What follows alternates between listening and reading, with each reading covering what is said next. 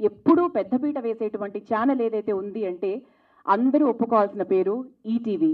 మరి తెలియజెప్పాలన్నటువంటి ఉద్దేశంతో ఈ ప్రెస్ మీట్ని ఆర్గనైజ్ చేయడం జరిగింది. మీ విలువైన సమయాన్ని మా అందరికీ కేటాయించి విచ్చేసిన ఇప్పటి వరకు రిలీజ్ చేశారు.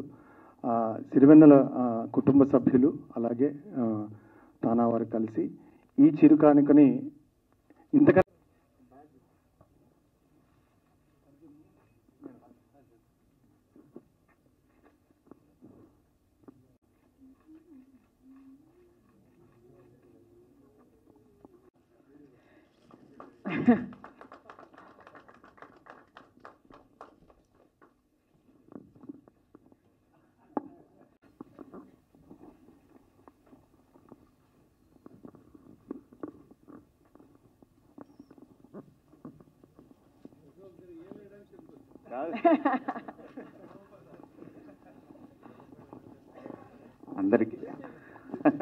అందరికీ నమస్కారం అండి.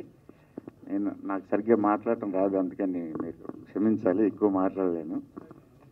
శాస్త్రి గారు ఏంటనేది చాలా బాగా చెప్పారు. గురవారెడ్డి గారు కానీ, మా శ్రీరామ్ బాబాయ్ కానీ, రామ్ చరణ్ గారు కానీ. శాస్త్రి గారు అంటే ఏంటనేది ఆయన పాటలతోటి 30-40 ఏళ్ళ నుంచి తెలుసు. అప్పుడే 89 నుంచి 88 నుంచో నాకు పరిచయం. అదృష్టం, నాకు దొరికిన మహా అదృష్టం. ఏ రకమైన అర్హత లేకపోయినా ఆయన కొడుకు కింద తీసుకున్నారు. వాళ్ళ ఇంట్లోనే పడి ఉండేవాడు. ఆయన ఉండే ఒక ధైర్యం. యాక్చువల్గా ఒక 6-7 నెలల నుంచే సినిమా స్టార్ట్ చేద్దాం, కొత్త సినిమా స్టార్ట్ చేయాలని, కానీ నాకు పాటలు ఏం చేయాలో అర్థం కావట్లేదు. ముందు ఆయన దగ్గరికి వెళ్ళి మాట్లాడి ఇలాంటి పాటలు ఉంటాయి, ఇలాంటి కథ అని అనుకుని వెళ్ళేవాడిని. వాళ్ళు అది లేదు. ఒక రకంగా అనాథం అంటారు కదా,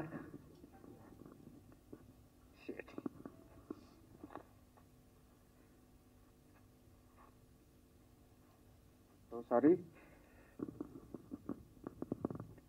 రామ్ చరణ్ గారు పట్టిది 2.5-3 years నుంచి ఆల్మోస్ట్. పాపం తర్వాత పార్దు అండ్ సపోర్ట్ చేసిన అందరికీ thank you very much. Sorry.